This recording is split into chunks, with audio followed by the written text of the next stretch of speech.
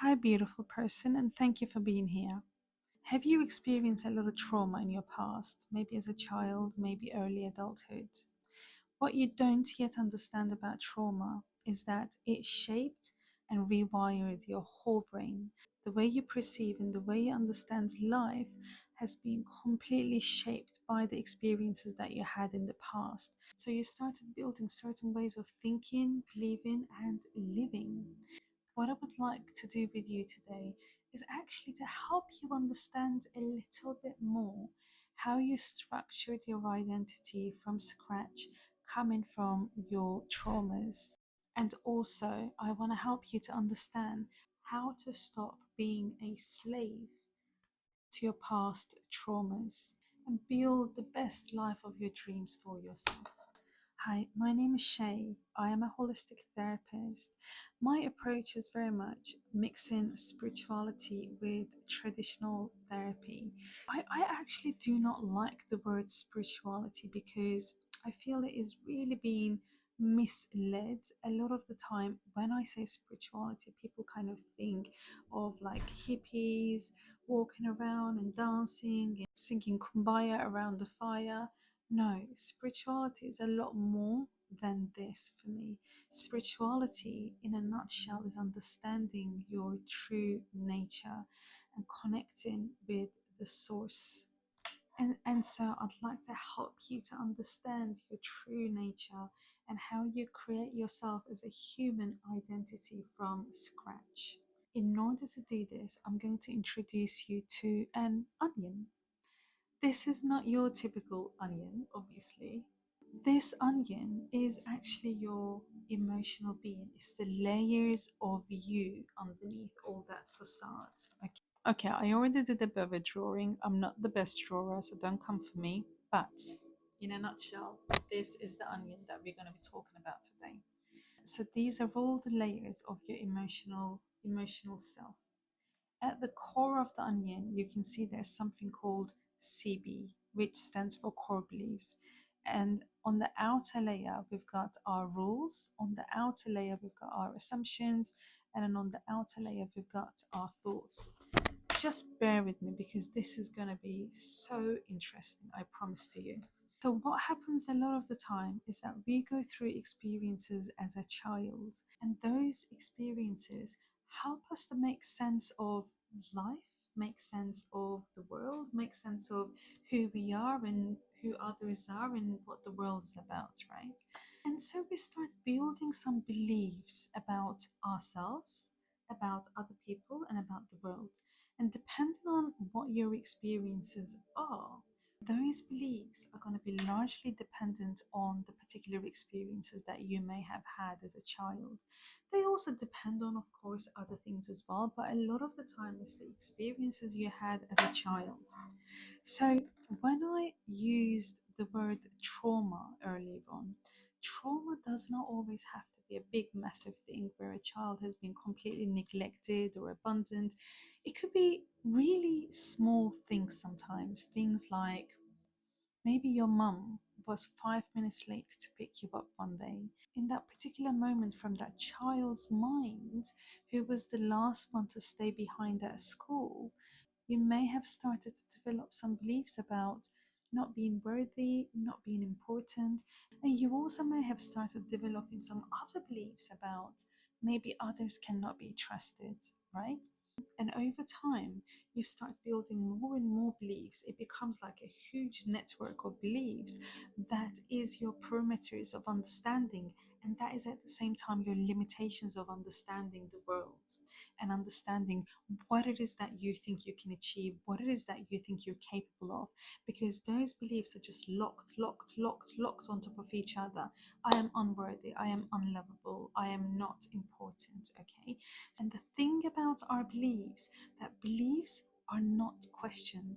We do not question beliefs. They have been taken as facts. And we also push them right down that we're not even aware of them. So if I was to ask you, what are some of the beliefs about yourself that you have?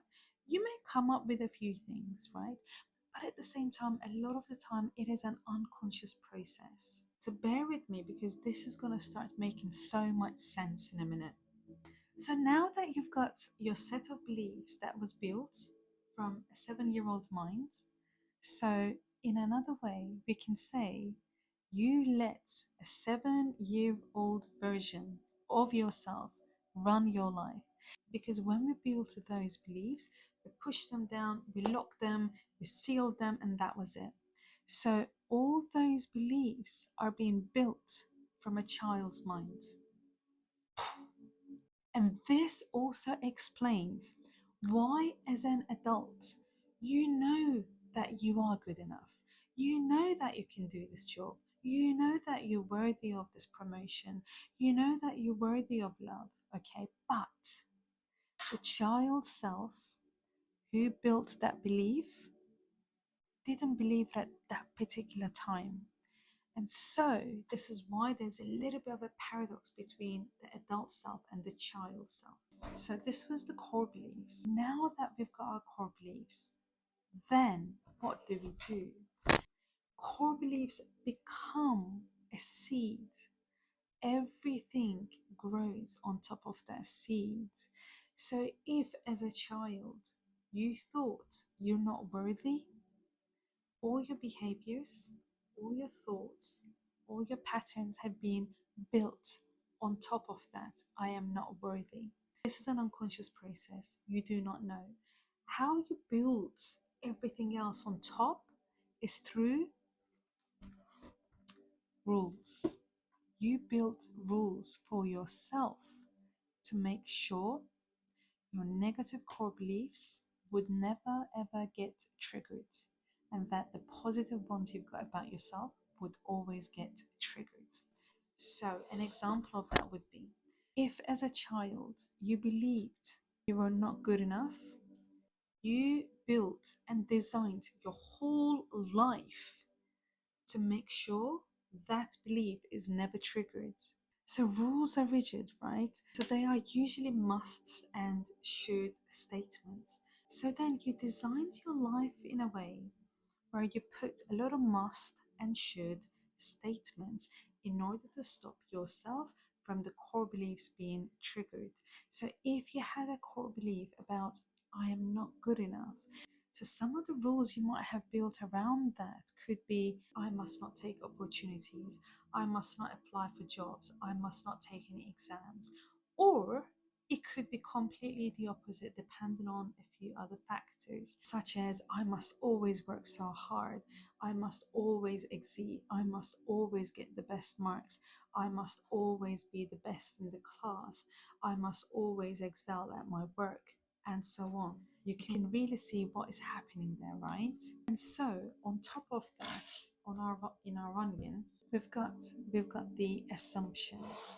And then you started making a lot of assumptions, such as if I go to a job interview, then I will be rejected. So they are usually if dot dot dot then statements, and you have so many of those. So things like if I go to a job interview, then I'll be rejected.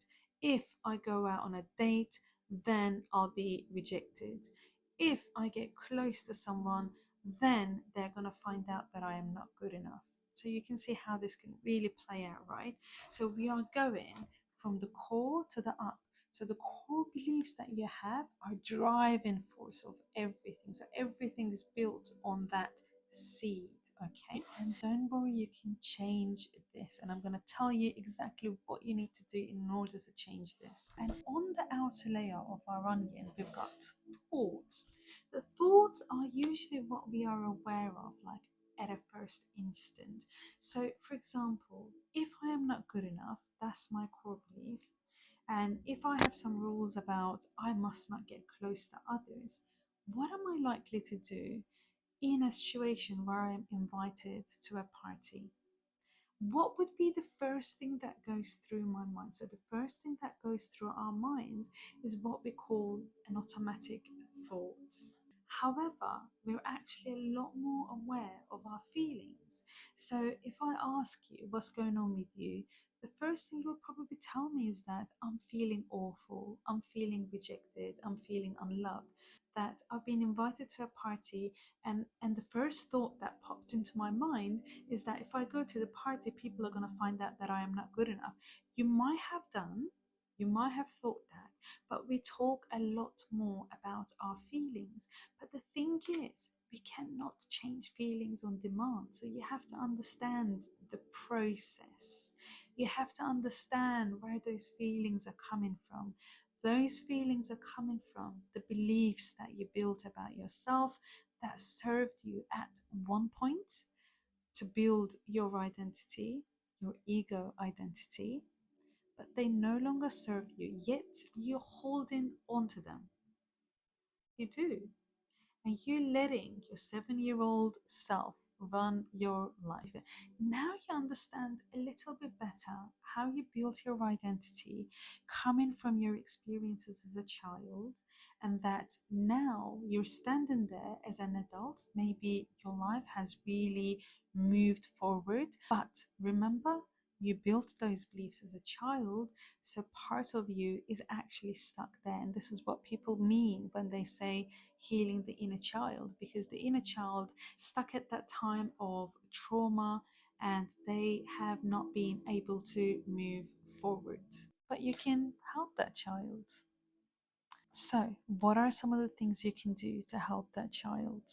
One, I wish I could tell you that there's a magic method, because I know it can be so difficult. Like if you've been kind of really ridden with anxiety and low self esteem for so long, I know that it can be so hard just to switch that around, right? But don't overwhelm yourself. How about you start with a little compassion towards yourself?